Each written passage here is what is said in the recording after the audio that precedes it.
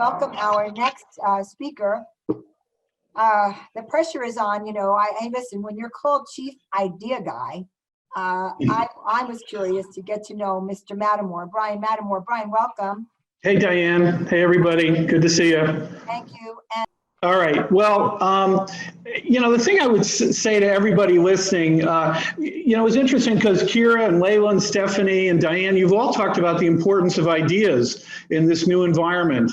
And the challenge is that most of us, frankly, at least my experience has been in corporate America, I hate to say it, but we don't know how to come up with ideas.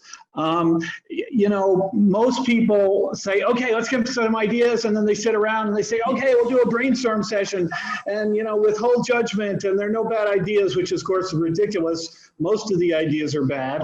So, it's been shown that brainstorming really doesn't work very well. And the reason it doesn't work very well is because you're not triggering the brain with new kind of stimulus. So I've spent my life, and that's why we have the term now ideation.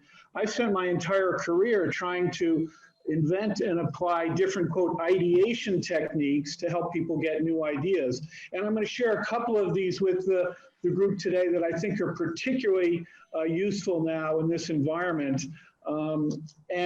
But here's just a sample of some of the different ideation techniques we use. So if you take one thing from my little talk here, is that I would hope you would never do another session where you just sit around and say, okay, who's got some ideas? Who's got some more ideas?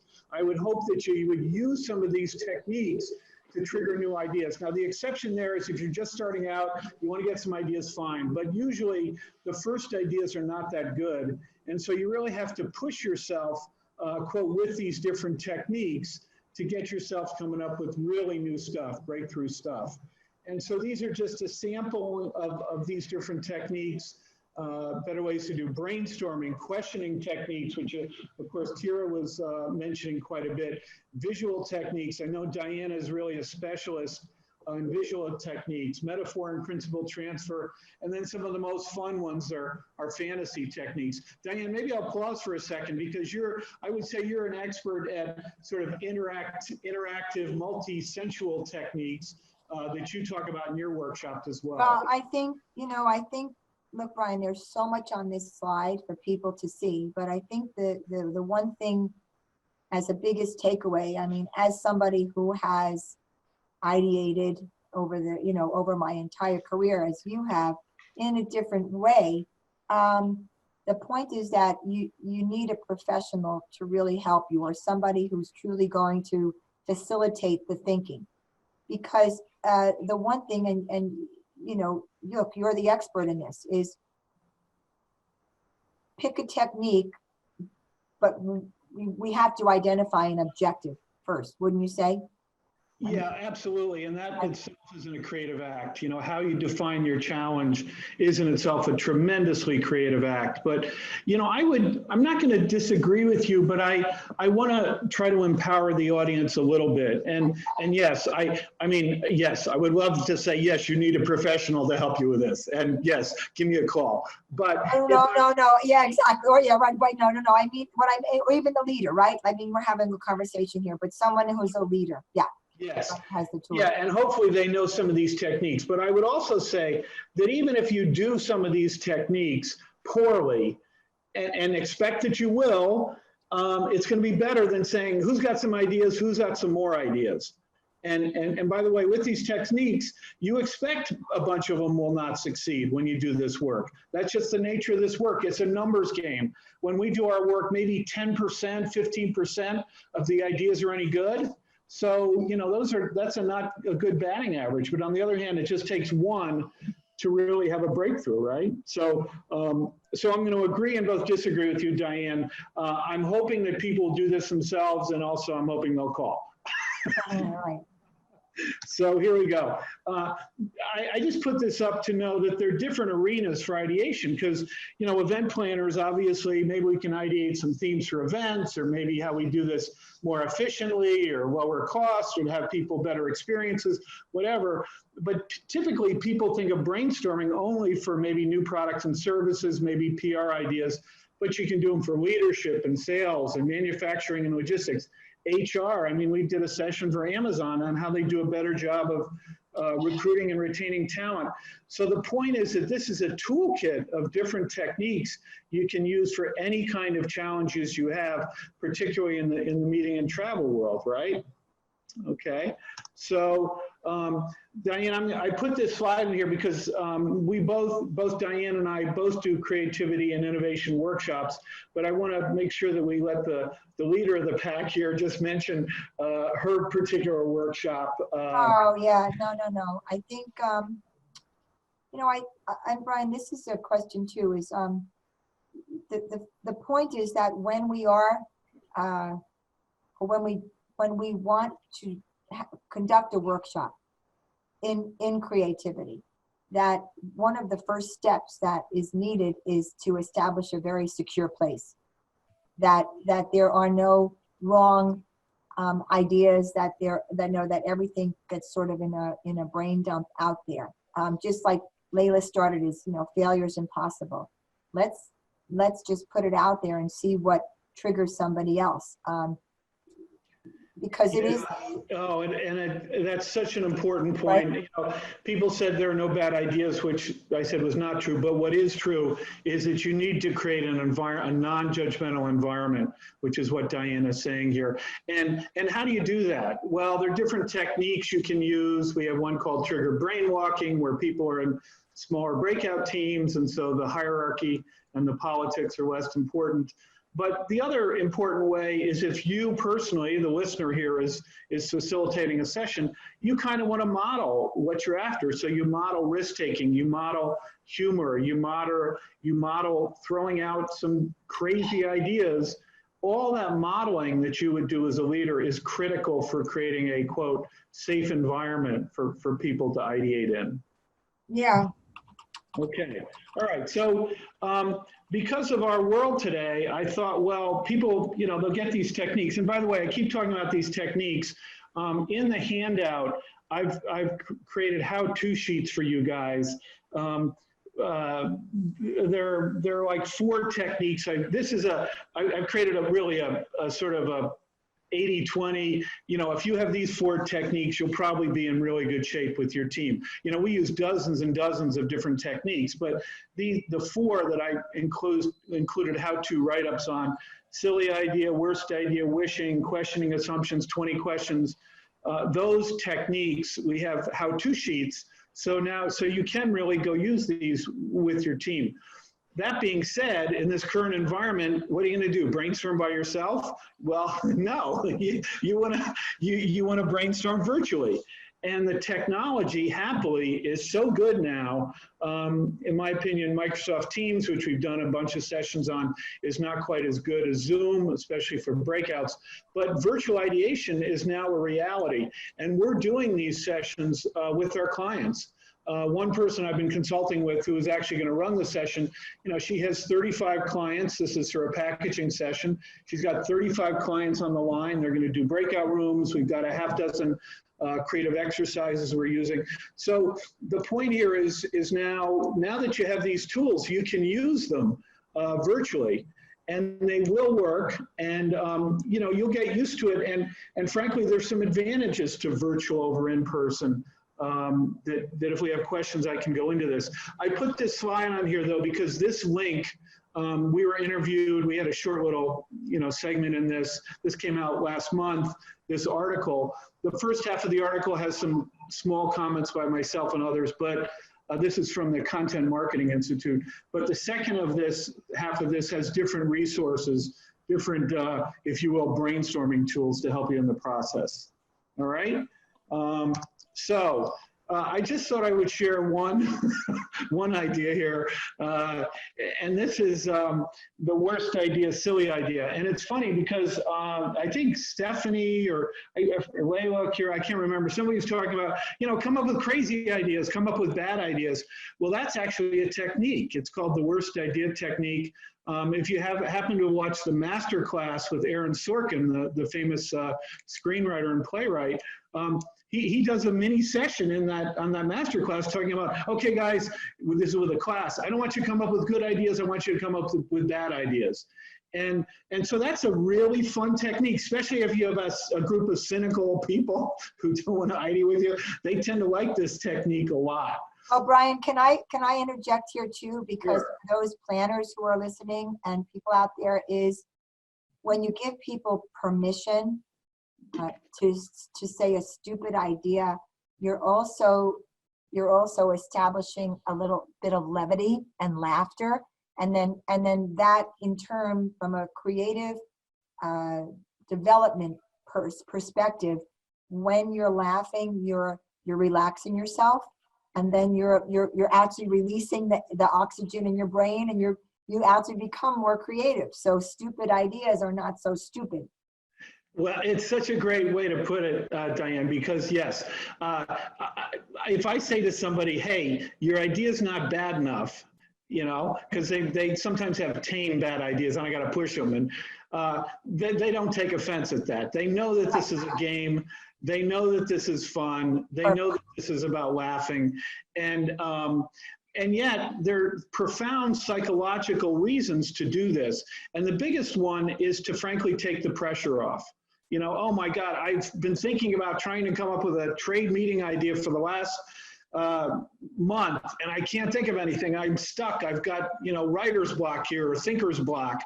And this, I guarantee you, if you do this even by yourself, but with a team, and you come up with really stupid ideas, you know, like, well, let's do it underground, or let's do it, you know, drop people out of airplanes, or, you know, stupid stuff, that can't help but open up your thinking about how to do this. Well, I have a question for everyone who's listening. Can you put some really stupid ideas into chat right now concerning what we're going through and how we might meet in the future? No holes barred. All right, everybody, just take a second and share some of your thoughts in chat with us. What are some really stupid ideas? Because we've got some good ones, right? And by the way, in case anybody's here is politically correct or politically sensitive or worried about HR, we were doing a session for the ASPCA on helping getting New Yorkers to adopt pit bulls that have been owned by drug dealers. I mean, it was this weird challenge, but we didn't want to use worst idea because it's like kill the dog. No, we don't want to do that. So we did silly ideas, and so that's another version of this. It's a little more politically sensitive.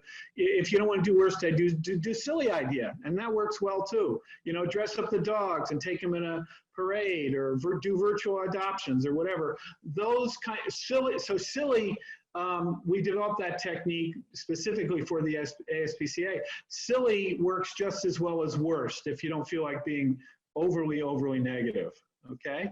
All right. So that's just my resources. These are a bunch of the books I've written. Just quickly, the one in the middle is for a team ideation. So that's Idea Stormers. The one on the right, 21 Days to a Big Idea, is really for individuals more so who want to create a big idea for a new venture. So I'll stop sharing this here now, and we'll see our lovely faces. Okay, there we go. Well, we do have some. I hope I didn't lose them. Here we go, Bryan. I just want to go back to this a moment here. Is how do you do socially distanced social event with or without a dance floor? That could be pretty cool. Although you remember, you know, I'm going to think about those headsets. Jim, you might remember them too. There were headsets introduced that you can play your own music, right? A couple of years ago. Yeah. Well, I like the idea of sort of, I mean, this is a really bad idea, but I can do bad too. You know, so you do a virtual event and you have to virtually event with some dummy or mannequin from the past, you know? I mean, so that would be kind of entertaining, I think, right? Well, so but the thing is, what I'm going to go back to here, because one of the planners said, Jim Spellos, can you just help us out with that? Because I know there was that ability to go on a dance floor. You could be socially distanced with that, right, Jim? Yeah, you know, I've seen it in the past like 5 years or so, the sort of the silent discos where they'd have the headphones and people would be able to be there and be in their own world without actually interfacing or having music too loud for the people to network. You know, so I think somebody actually talked about the silent disco in the group chat, the bubble pods, you know, doing that sort of stuff is really interesting. I thought the most interesting thing from the group chat that was out there was sending 40 pounds of sand in a beach chair to people, you know, to make it into a incentive without having to leave the house. So a lot of creative stuff when you There's a lot of stuff here. Yeah, go to a park, social distancing. Hey, Yeah. Diane, I just want to say one thing. I saw a comment there. Somebody said, yeah, I don't like the word stupid. I wouldn't use that word. I would say worst idea, terrible, or, Yeah. you know, or silly. Obviously, you don't want to call people stupid. So it's just come up with, you know, Right, crazy. it's not them, it's the idea. Let the idea Yes, be outrageous. yes, But I do yes. love some of this. You know, it's interesting because these bubble pods, for example, when they first came out a few years ago, they had one connotation. See how everything is really, I love the sumo, put all attendees in an inflatable sumo suit so they're physically distant at the event. Everyone wears a dress from Gone with the Wind. So there's a lot of creative stuff out there that will help us with social distancing. Now, Bryan, can I go back, please, to you have steps and you have exercises for people to do now in the few minutes we have left right now. Maybe 3 minutes. Is there one exercise that everyone can participate in? The wish, maybe? Yeah, I think the questioning assumptions and 20 questions techniques are good for trying to figure out how to structure, how to define your challenge, which is especially powerful in these times when you have, quote, impossible challenges. I don't have the budget, I don't have the people, we can't go together, get together, et cetera. That's a good time to do questioning assumptions. But to your point, Diane, another one that's really good is the wish technique. And the way you do this technique is you wish for the impossible. Now, we older people, many of us have frankly lost the ability to wish in crazy ways, if you will. And so that may not be true of this audience because you guys have to come up with ideas all the time. But the wish technique is imagining impossible. And if your team is not being as wishful or fanciful as you might want them to, one of the triggers you can use is to say, okay, I'd like you to violate a law of nature now to really push your wishful thinking. So, okay, therefore we're going to teletransport people, or we're going to have, you know, people become invisible, those kind of things. That's a really a successful way we've found to push people to be more fanciful in their wishing. So basically, so I'm going to ask everyone to now take a minute and think about wish. What do you wish? Just share some of your wishes with us. There's no right or wrong. There's no judgment with this, but these are techniques that are used to give people permission to think differently.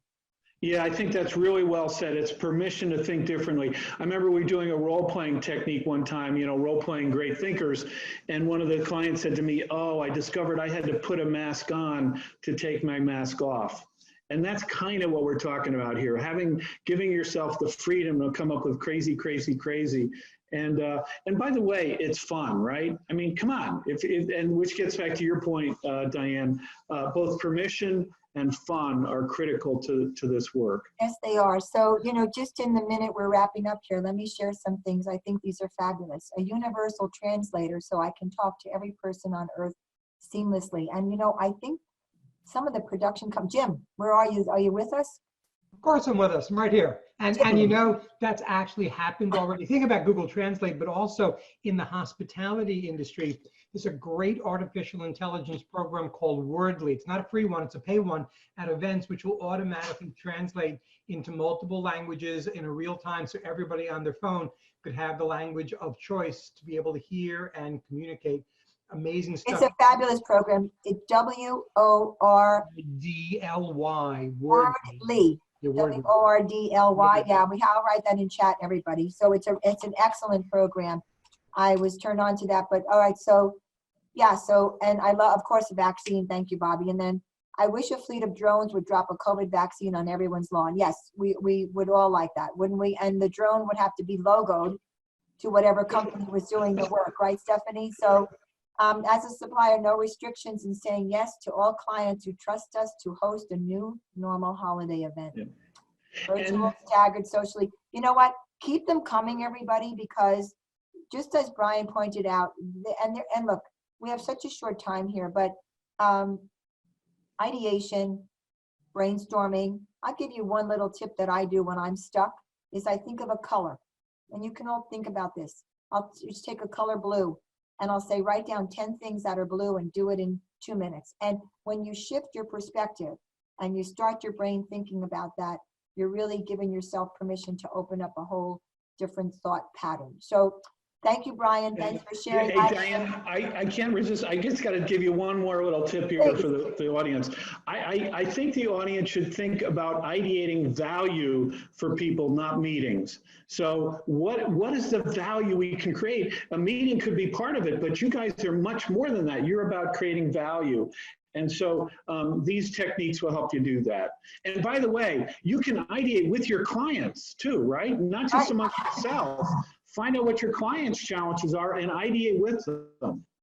And that's what, and you're saying, and that's a good thing because it's validating. Obviously, what Kira just said is trust and coming up with ways that you can prove your value. Everyone. Yes.